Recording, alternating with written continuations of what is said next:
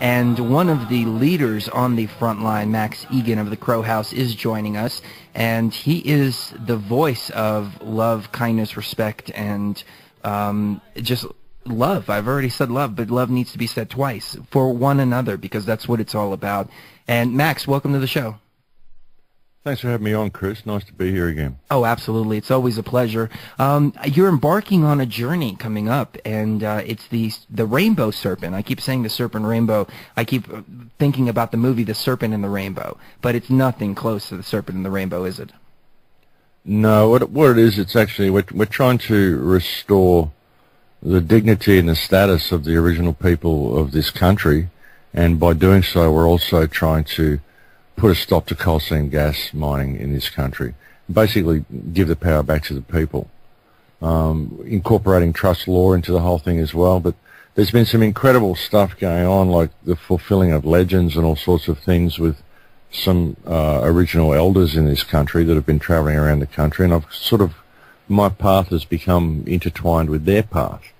And it's quite a remarkable journey that I'm going on. There's a lady called Carrie Ann Cox who actually put a new code into the song lines, the global song lines. She did this on August 6th. And, you know, whether you believe this sort of stuff or not, folks, I mean, the song lines are reputed to be the lines that whoever you want to call it, consciousness itself, this is the lines that were followed to virtually sing creation into existence. And these are the lines that were also followed by the tribes as they spread out across the country. And the lines follow the path of the Rainbow Serpent. The Rainbow Serpent is it's basically all about the Aboriginal dream time in Australia. And the dream time is about creation. It's when the world was dreamed into existence, and the Rainbow Serpent is basically follows the path of that dreaming. How did they come up with the name Rainbow Serpent? What's the symbolism behind it? Well, I think that, like, if you really look at reality and you understand what reality is like when you're switched in, I mean, all the colors of a rainbow, when you're fully active. The Rainbow Serpent, I mean, when you travel somewhere, when you travel across the world, your path is never straight, is it? It's a flowing path, like a serpent. You're just sort of flowing out, you know, across reality. And you're experiencing everything that is, you know, all the colors of the rainbow. So within a Rainbow Serpent, you can encompass the entire dreaming of creation. I was talking to Bob a little bit. I was talking to Bob the other day, and even Bob was saying, you know, I don't quite understand what Max is talking about with ley lines and song lines and things like that. Can you break it down for us and the audience? Okay, well, the original song lines were what the original people will tell you when creation was sung into existence, when the world was formless. The lines that consciousness followed through the formlessness, leaving creation behind it, were the song lines. The path that was trodden were the song lines. This is how they sang reality into existence. With the original people were born in the area that I'm born in, that I'm actually living in now in Byron Bay, and they formed their first Bora ring, which was where they have their ceremonies. This was formed in Byron Bay here as well. And this is where the first song was sung. And as the original people moved out across the country, everything that they saw, everything that they experienced, they created law surrounding that experience, like LOR law, not LAW law. And the law would consist of song and dance and art. Okay, it was always a three-way thing. They'd draw this art on the ground. They'd create a song which related to the experience that they'd had, whether it was the introduction of a bird or a lizard or a snake or a tree or a plant. Everything that they would come across, they would create a law surrounding it so they could remember the information and pass the information on. And the way they did this was through song and dance and art.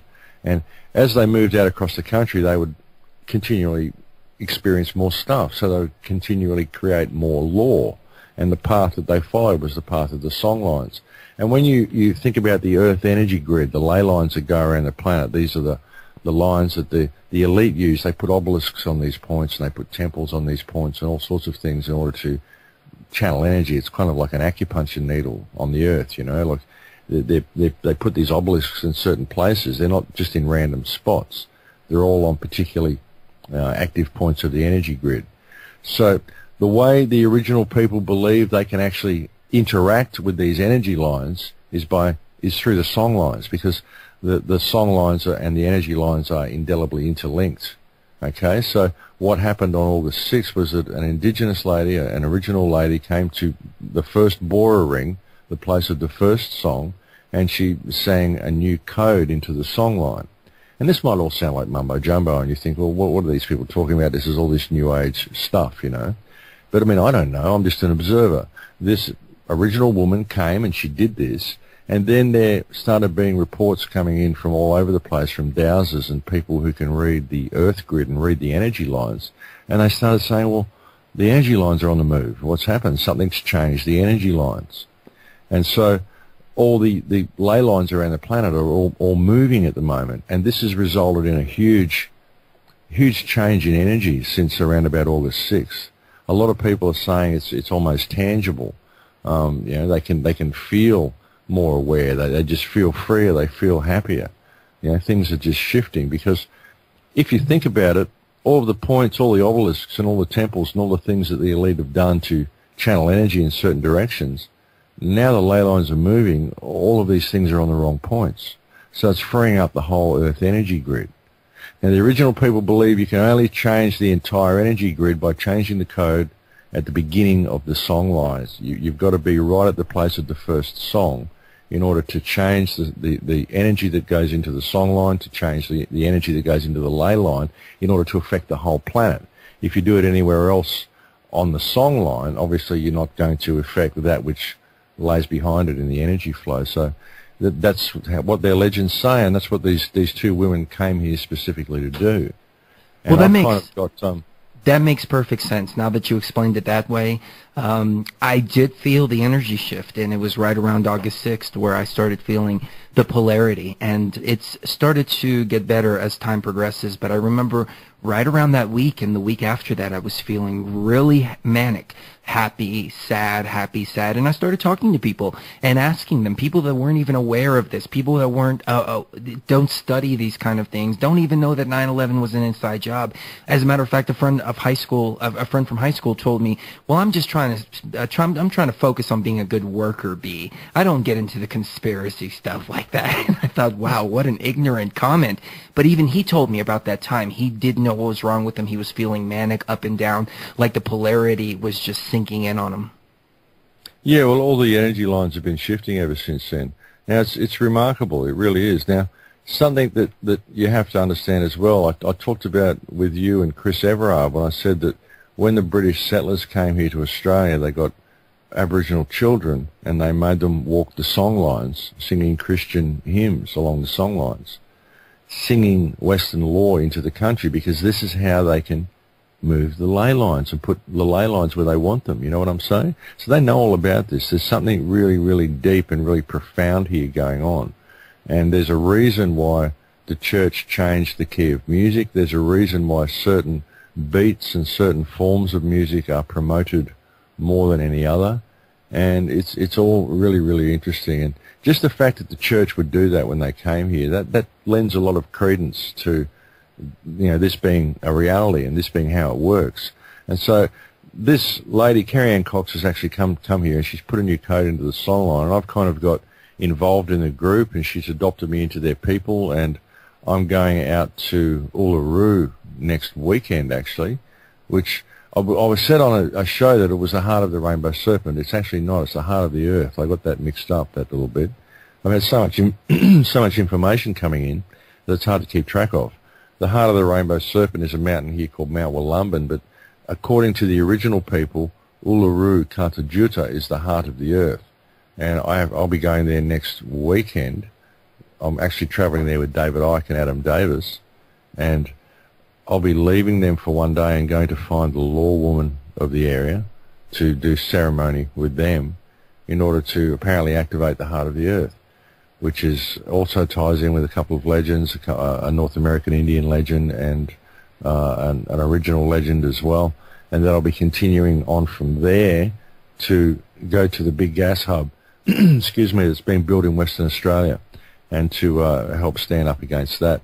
And what we want to do there is we want to kind of create an impasse and force the government into a situation where they have to come to the table to negotiate, to discuss what's actually going on here, because it's very difficult to talk to these people. All you get is fobbed off, and you get ministers down the line, and you get police officials and all sorts of stuff trying to control the situation. But we want to talk to the people that have created the legislation, and we want to see what their justification in doing so is. We want to put it all back into trust law and ask them how they presume to have the authority to do what they're doing when they are in fact public trustees whom we employ to act on our behalf. You know, we employ the government to create a viable future for us, and all they've done is enact more and more legislation, more and more statute legislation, which enslaves us to their rules, and yet they only get their power from us. And we don't employ them to do that. We employ them to create a viable future, to make sure the trains run on time, to make sure all the infrastructure functions smoothly. And they seem to be very inept at doing this, and they're mainly focused on creating legislation that removes our rights and trashes our country and sells our resources to China and whatever. So we want to question this, because ultimately these people are public employees, they're public servants, they're public trustees, and they're all acting in breach of trust. The servants are running the mansion, and they're getting away with it because, you know, the people aren't doing anything about it, because the people hold all the cards. Something that I said at a meeting last night, a talk that we had, I said that if you really want to look at the real hierarchy or structure of things, God created man, man created society, society created government, government created statute law, and that's what's being used to do all of this stuff. So they're actually way down the food chain, you know, because there's nothing above man apart from God. And that's all I am, is man. Max comes after. Ultimately, I'm just man, and I gain my power from the divine, and we created this society to serve humanity, and it's not doing so because we're not doing anything about it. And if we approach it from a perspective of trust, I really believe that that's where the remedy lies. I can only imagine, now that you described all of this, the fracking that's going on and how this is affecting the song lines. I would imagine it's just piercing the very energy lines that are making the earth operate. Well, they are, and it's really important because of the significance of Australia. Australia is the place of you know, the first civilization, the first people. It came out of here, and the rainbow serpent that travels across from the east coast to the west coast in Australia is basically the line of the first creation. And where they're building this gas hub in Western Australia is right at the mouth of the rainbow serpent. I mean, Western Australia is a big state. This takes up nearly half the country, this state. It's the entire western side of Australia. There's anywhere they could have built this gas hub if they really needed to build one at all. But for them to pick right at the mouth of the rainbow serpent, and to do it in a place where it's a whale nursery. Whales actually bring their calves there in order to get them strong enough to make ocean voyages. They nurse them there for about 6 months or a year or so and get them nice and strong. And, you know, it's just outrageous. It's just outrageous that they would do this.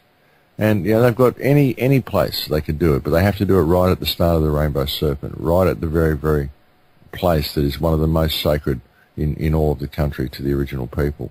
And it's where the song lines left the country. You know, that's where it continued out across the rest of the world from there. With reactivating the song lines or recoding them, what kind of difference can we see in the world in the future? Well, it's causing people to wake up. You know, it really is causing the energy to shift. A lot more people are becoming clearer, you know, just clearer. They're looking around them and they're saying, hey, this is all messed up, you know. And hopefully it's going to help to just clarify things for people like that, because there's a lot of talk of violence, there's a lot of push for violence, you know. I mean, everything that they do, the system is the more police state they make it, you know. People want to get angry, they want to get violent. And we have to stop that. We have to prevent that from happening, because what's really needed is for people to simply realize that they're free. You know, we're taught to be so divided from each other, and we're taught that we have to get angry, that we have to seek revenge. But we don't. I mean, I forgive all of these people. I forgive everybody who's ever wronged me. I forgive the perpetrators of all of these crimes against humanity. I don't wish to judge them. I don't wish to hurt them. I just want them to come home. I want them to come back to reality. You know, it doesn't matter what they've done in the past. What matters is what we do in the future. That's what truly matters. And we're taught that it's an eye for an eye. You know, we're all of our media, all of our education, everything. It's all about revenge. If someone does the wrong thing by you, then you get revenge, or you jail them, or you do this, or you do that. But there's no talk of forgiving them.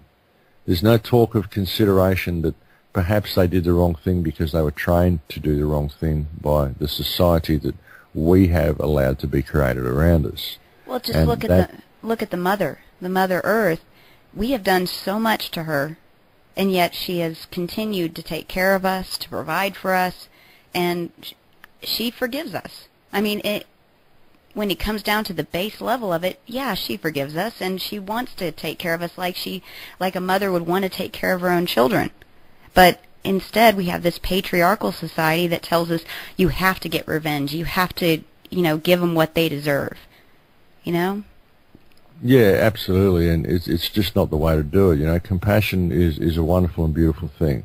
And one of the hardest battles you'll ever face, one of the hardest things you'll ever have to overcome within yourself is to forgive those that have wronged you, just to let it go. You know, I used to hold grudges against people. I used to have stuff with people, but all it did was fester inside me. It was just that energy that I was in, and the energy that I was in never affected those people. It only ever affected me. It only ever affects you if you have stuff with people, and you're angry and you wish revenge, and you can't wait to see someone else in a state of hardship from something that you've done, because you're annoyed at what they did to you. Well, all you've done is become that which you hate. Or you're justifying what they did to you because you're going to go and do the same thing to them now. So all you're saying is that it's all right to do this to people, So you've got to realize that even the rulers of our world, even the people that are doing all these terrible things, they're doing so because they've been trained to do so. Some of these politicians, I heard some guy talking recently, he was amazed. He's going, now I'm hearing that some people aren't for economic growth, Some people don't want economic growth, and he couldn't understand how someone could be against economic growth. Because these people simply cannot comprehend anything but numbers on a screen and balanced books, and they totally believe the system is real. They totally believe that this is what reality is. And anybody speaking out against it, or anybody just wishing to be free, they see it as an incredible threat to the books, to the digits. It won't be balanced. Everything won't look right on paper. And they don't know what reality is. They're so caught up in working within this system that they absolutely think it's real, and they never get a chance to actually find themselves or realize who and what they are, realize the type of world they live in. They'll keep going, and they'll keep going until we live on a barren rock, and there is no life on the rock. But at least the books will be balanced, and that's what counts. And that's what these people are like. I've got to ask you, Max, what about these people that just are persistent and just do not quit? You ignore them and ignore them and ignore them, and they still persist and persist and persist. Isn't there a point where we should, rather than turn our backs, turn around and give them what they're giving us? Well, I'd turn around and give them love. They're doing what they're doing because they have a misconception of reality. If someone's attacking, there's a guy who's opened a hate channel on YouTube about me, exposing the Max Igan cult. I'm such a terrible person because I'm promoting global unity. I'm promoting global respect. I'm suggesting that people take responsibility for themselves and forgive those that have wronged them, and actually stand up to make positive change. Because we could do it very simply. That's new age. I'm a terrible threat. It's new age. Yeah. We need to live in the old age. Yeah, well, it's a terrible thing to promote self-responsibility and global unity, isn't it? He's talking about a one-world government, he's saying. I'm not talking about any government. I just want people to know that they're free. So that's the thing, even with trust law, everyone's looking for an easy fix. They're all looking for a way to be free, and to a piece of paper they can give the government which will say, look, I'm free, you can't touch me now. But ultimately, really, they're looking for this piece of paper and this easy fix because they don't believe they are free. They believe they need to do this in order to be free. But actually, they're already free. They just don't know it. All they have to do is disconnect from the system. And the best way to disconnect from the system is break down the barriers between yourself and your neighbours. Get to know people. Have block parties. Just get to know everybody around you. Go out and meet people and talk to people about real issues, you know. Don't go out as a conspiracy theorist, but talk to them about real issues. Because all the law that they're attempting to enforce upon people, there's only two types of law on the planet, and that's God's law, which is natural law, trust law, and there's man's law, which is contract law. All of it is contract law. Anything that's created by man is contract law, and that's it. So, there's no contract even in any of these situations, and the reason people have trouble dealing with it, even though there is no contract, is because they simply don't feel free to begin with. That's the thing. Look, I know I'm free. I know who and what I am. I know I'm only answerable to God. I don't know who these people are that are attempting to enforce statutes against me. And if it comes to a point where I will need to stand my ground and speak to these people, I'm quite prepared to do so. But I won't be doing so from a state of anger. I won't be doing so, with a wish or a desire to attack the system. I just have to, you just have to stand your ground and know that you're free and know that these people are your employees. And I know police can be very intimidating and all this sort of stuff. You don't go and deal with police, but you deal with things administratively through the courts. You can just send them paperwork and do it that way. And there are remedies to be found. But ultimately, what I'm trying to say here is, if you don't know that you're free to begin with, why would you bother? Because it isn't about proving that you're free. It isn't about giving the authorities a piece of paper. It's about knowing that you're free to begin with. And that's the hard thing to get across to people. Let me get your take on something, if you don't mind. A little bit off topic, but, it's kind of on topic. I'm helping somebody who's going to court on Monday with, she's getting sued by a credit card company. What approach would you take? What I'm helping her with is the Mark Stevens approach, that there is no victim, therefore there is no case, et cetera, et cetera. And they don't have a valid signed contract. They can't produce one. So we're going on that note. But would you recommend anything? Considering the time, there's not time to file trust law and everything like that. We've got until Monday to take care of everything. Yeah, well, I'd be asking them to show proof of claim that they lent any money for a start. They didn't lend any money. She created the money herself because, they didn't lend you anything. All they do, whenever you borrow money, you create it yourself. So there's ways of looking through that. But ultimately, I'm not that good at helping people with those type of issues, because my suggestion would be don't use a credit card. I don't have one. I've never had one. I don't use plastic. I just say to people, don't get one. I'm 53. I've never had one. I don't even understand why people need these things. I completely agree. That's my advice to her, too, was stop. That's my advice to everybody, is just stop paying your credit card debt. And everybody goes, oh, my God, if we do that, the whole world's going to crumble. There's going to be big pieces of fiery wood falling from the sky, and women are going to get raped in the street. No, it's an illusion. You don't need them. Well, and not only that, you can just tell people, okay, look at how much that the Pentagon has stolen from the American people, like $4 trillion. You really think that your $4,000 in credit card debt is gonna affect that at all? That just doesn't even make sense. Even if 100,000 people tomorrow decided, I'm not going to pay my credit cards, it wouldn't even put a dent in anything. So I think maybe we think we're too important or something. Well, I think maybe you could write to the government and ask for a bailout. Yeah. Oh, yeah. No, they don't do bailouts for Truth Frequency. No, unfortunately. Luckily, our listeners do, and we thank them for it. I've got a link on the Crow House called the U.S. Debt Visualized. It's quite interesting if you ever go and look at that. It shows you actually the big stack of money. It shows how much money the U.S. actually owes. It's pretty phenomenal. We owe that to China. We owe that to a bunch of different countries, and we have no plan. If you include the uninsured liabilities, the the credit card debt and all that, there's a stack of money that's about twice as high as one of the World Trade Center buildings. Wow. Yeah, I saw a graph about the national debt, and it put things into perspective about what $1 million is like stacked up, $1 trillion, $1 billion, $1 trillion, so on and so forth. It was pallets and pallets and pallets stacked on top of each other. Oh, yeah. Mm-hmm. I guess on that note, ladies and gentlemen, let's take a quick break, and we'll be back to talk about trust law. I think that's a good topic to get into with Max Igan, and maybe he can break it down for us from A to Z.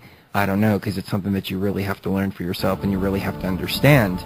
But meditate on all of that, and we'll be right back to a special broadcast of Truth Frequency here on the Truth Frequency Network this evening. Our amazing guest, Max Igan, and I just got a message that we're being picked up by 16:30 a.m. in Georgia. So I don't remember what city it was, but special thanks to the AM affiliate who's picking up the special broadcast, which you're probably paying more attention to that. But it's all about the listeners in the chat room, in my opinion. That's what it's all about, because they make the show. Max, welcome back. Let's get into trust law a little bit. I don't know how much you want to go into it, because I know we talked about it briefly, and you're absolutely right. It's something that we need to learn for ourselves, and we need to fully understand before we put these methods into play or into practice. But take it away. Well, trust law is the highest form of law. It's the basis of all law. And the difficult thing about it is that it involves preeminent trust, which is your trust with the Creator. It's you knowing what your purpose in life is, basically, and realizing, in regard to the government, realizing that there is actually a trust agreement that exists between you and the government. And this is a personal agreement. It's a personal trust that exists between you and the government that involves your, all capitals, legal person. That's the name of the trust. If you look at your birth certificate, what you see there is a three-party agreement. You've got your parents as the grantors, you've got you as the beneficiary, and you've got the government as the trustees, because they signed off on the deal. You'll find your birth certificate is signed by some representative of government, usually the Registrar of Births, Deaths and Marriages or something like that. So that shows obligation by the government, and that shows a three-party agreement. So that's a trust agreement, because if it was a contract, it would only be between two parties. But there's three parties shown on there in regard to that legal person that was created. And that took your parents, it took you, and it took the government to create that legal person. So you just got to figure out, because it's a three-party agreement, well, what's everybody's role on that form? And obviously, because the government signed it, they're the trustee. Obviously, you're the beneficiary because you hold all the equity in that name. You hold, in corporate law, if you look at it as corporate law and you think of that name as a corporation, then you would be the sole shareholder of that corporation, and your parents would be the administrators of that corporation until you became old enough to take over administration of your own corporation, when you reach the age of majority, which is around about 14. And so that still leaves only one other position, and that must be trustee.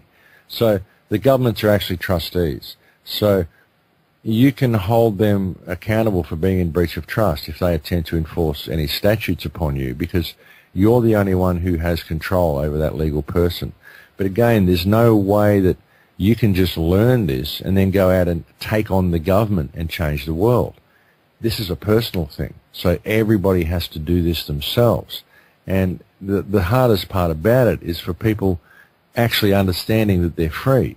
They're free human beings, or free. They're man. They're man. Man was created by God, and man created everything below that: society, government, statute, law, little red lights. All these things were created by man.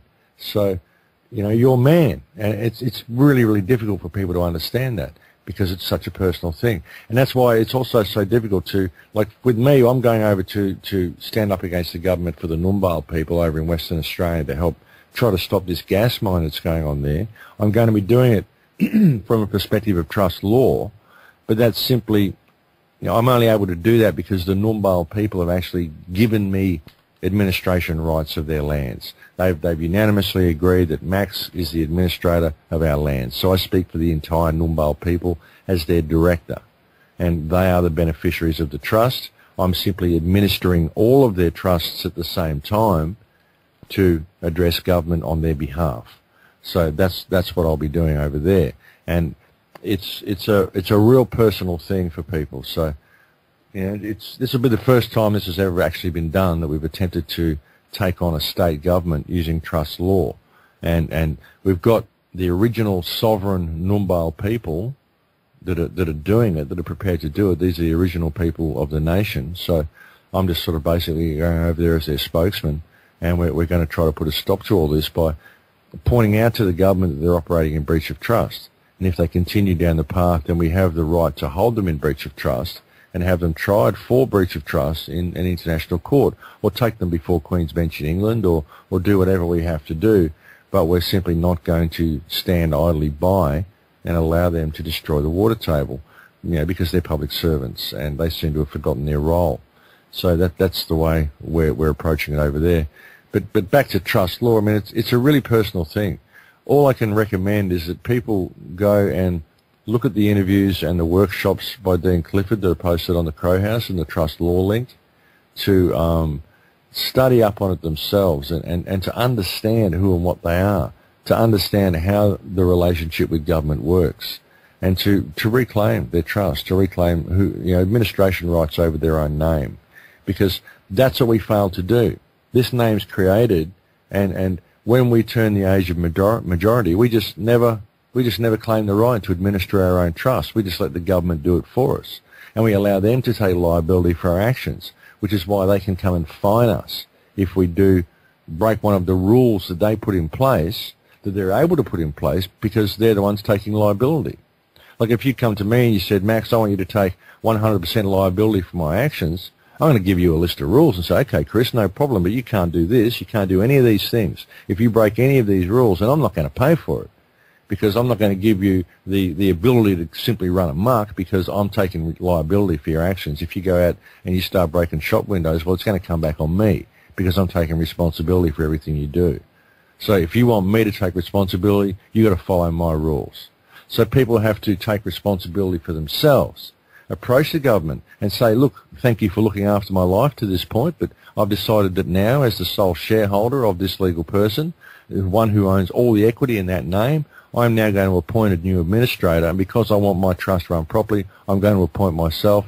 Thank you very much for looking after me, but this is how things are going to run from now. So I don't need your statute law. All I need to do is follow God's law, follow trust law, follow natural law, and do no harm to creation, do no harm to anybody in creation, and I'll be fine, thank you. And if I leave that path and I happen to damage someone, then I'm fully prepared to take 100% liability for my actions. Thank you. Have a nice day. Well, Max, if you can stand in that, that'll change your whole life. If this method is true, and if this method works, what's to stop people from taking advantage of it? People that want to impede on other people's civil liberties, people that want to impede upon or damage other people's properties, et cetera, because not all of us are all like-minded, and you have a lot of people that are really low-level consciousness, and they get a hold of something like this, and they can run amok because suddenly they're unbound. Well, they're not, because if they do that, then they're doing harm, which means we have a legal system for people like them. It means they're not in trust. They're back in law, and they deserve what they get. That makes sense. What about the people that say, damn the birth certificate, it's a chain, it's a shackle, I want to get rid of it? That's not the truth, is it? No, it's not. It's a trust agreement. It's your ticket to freedom, if you look at it from the right perspective. I think there's a lot of disinformation that's been put out there. I think it's been put out there by people who are probably working for the government. Your birth certificate is your certificate of freedom. It can be seen as a certificate of bondage within commercial law, but if you step outside of commercial law and put it back into private trust law, and take it right back to the day that you were born. Okay, if you want to enforce any statute law against me, let's take it right back to the beginning. Now, the day that I was born, you gave me this piece of paper, and I'm presuming that this piece of paper represents a trust agreement. Correct me if I'm wrong. I believe that this piece of paper shows me as the sole beneficiary and therefore the sole shareholder of my legal person.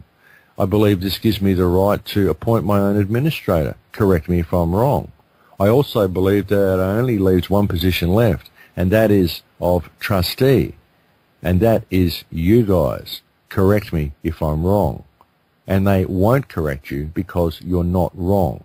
And so that means that everything below that point has been not had full disclosure. So any contract that exists below that first day when you were given this birth certificate is automatically collapsed. All the Cesta KV trusts they've signed you up for, all of the contracts, the non-existent contracts that you believe exist, there was not full disclosure, there was not certainty of terms. It's impossible for you to have any form of valid contract with the government from that point onwards because this was never fully disclosed to you. And that is the basis of the whole thing, and that's your ticket to freedom, to simply establish that trust that already exists, simply establish what role you're all playing in that trust. Because the government signed it. That shows obligation to the government. You didn't sign it. Your parents didn't sign it. The government signed it. So that shows that they're obligated. They have a duty to perform. You don't. You're simply the beneficiary. You're the sole beneficiary of that name. They've tricked you into thinking that you're the trustee of that name, but you're not because you hold all the equity. You hold all the shares in that corporate entity. So therefore, you are the one who appoints the administrator, and you are appointing yourself. And that only leaves one position left. That's trustee, because the trustee cannot be the beneficiary or the administrator. That's it. Well, it can't be the beneficiary or the grantor. That's the way it is. It's impossible for a trustee to be a beneficiary. So therefore, the government is the trustee. You've just got to establish how this works, establish what it is, and that's your ticket to freedom. That's absolutely your ticket to freedom. But it's a personal thing. It has to be done by each and every person. So each and every person has to understand how this works. And if you're going through one of these deed poll things and you're going to create yourself a new birth certificate, well, sure, you might be freeing yourself from the government, but you're also removing them of any liability. You're removing yourself of any chance of holding them accountable for anything they do to you, because they're no longer in breach of trust because you cancelled the trust agreement. So how do you hold these people accountable? How do you even have the right to use the roads that they provide for the people in trust? Because we entrust them to provide roads and infrastructure for us as part of their function. They do some of the stuff right. They do provide infrastructure for us the way they're supposed to, albeit not very good infrastructure, but they do provide something. They do provide hospitals. They do provide, some of the things that we need to function as a society, and we have access to those things through this trust. So, they kind of mix it up a little bit. But they also trick people into not knowing how this works, and they use the whole agreement to just milk the wealth of everybody, because we never claim the right to administer our own names. Well, somebody's asking... But you can't do the wrong thing, though, you know what I mean? If you're in trust and you're doing no harm, how can you go out and do the wrong thing? If you do, well, we've got a corporate system for you guys. You're obviously not worthy of standing in your own trust, so don't bother us with your problems. Go out and let the government be liable for your actions, and then if you do something wrong, they're going to throw you in jail. I completely agree. It's something that I say time and time again. With freedom comes responsibility, and we all have to have that higher level of consciousness to understand that our freedom ends where the next person begins, and we shouldn't impede on their freedom. We shouldn't damage their property, injure them in any way. And if we do, we have to take responsibility. Now, an interesting question from the chat room: can't we just fire the trustees? Well, you could, but I mean, who are you going to replace them with? I mean, if everybody suddenly realised how this works, and they stood up together and they said, okay, well, we're going to appoint one director in our county, and he's going to be the person that speaks for us, and you find someone of high integrity that's going to speak for the whole county, and they're going to speak to the government from a perspective of trust law, that'd be the way you could do it, county by county, or town by town, or village by village, or suburb by suburb. However you want to do it, but yeah, I mean, there is ways we can do it. There absolutely is ways we can do it. Definitely. I'm sorry, I'm looking at a couple of more questions in the chat, but I don't think they're too relevant. So, what about all this, the sovereignty movement and the 1099 redemption and all of that, the Social Security number, for instance? Is that stuff that we need? Is that stuff that we need to get rid of? Is there anything we need to get rid of? Or is trust law simply the only thing that we need to do? Trust law is the answer to the whole thing. All of the rest of it is fiction. If you've got to fill out forms and you've got to do all these things and jump through all these hoops to show them that, look, I'm free now, I jumped in all the hoops that you told me to jump through, well, how free are you? I mean, you don't jump through the hoops they tell you to jump through. They jump through the ones that you tell them to jump through. You know? If you're free, why do you have to fill out all these forms? Why do you have to play by their rules if you're not part of their system? Let's first establish what this trust is that exists here with this birth certificate. Because this shows, clearly shows, a trust agreement with the government. So, you know, you've got to operate the way, you know, I tell you to. You've got to, I mean, you're basically holding my share of the wealth of this nation. It's been entrusted to you, what we would call the Commonwealth in Australia. I don't know what you call it in America, but to us it's the Commonwealth. See, what happens when we're born is our parents give our share of the Commonwealth of the nation into the hands of the government to hold in trust with us as the beneficiary. And that's what happens in all situations. So all the government stuff down the line, it's all fiction. It's all fiction. What exists is man. God created man. Man created society. Society created government. So if you're a responsible person, you know, all of this statute law and all of the things, the hoops that they tell you have to jump through, the UCC forms and all this sort of stuff, it's all fiction. Let's first establish what this original trust means. That's where the remedy lies. And that's the only place remedy lies, because all of the other stuff is contract law. As I said earlier, there's only God's law, which is trust law, natural law, and everything that exists below that is man's law, which is contract law. So unless there's a contract, then how can they enforce any of this law against you? And you can't get angry with these people and start waving contracts in their face and waving birth certificates and saying, you know, you have no jurisdiction over me, all this sort of stuff. I mean, they call your name and you say, yeah, I'm here regarding that matter. Who are you people? Who are you people? What is this contract law you're attempting to enforce against me? You know? I mean, I didn't even want to come down here, but I don't like people calling board meetings for my legal person, because I'm the sole shareholder in this legal person. Who are you people?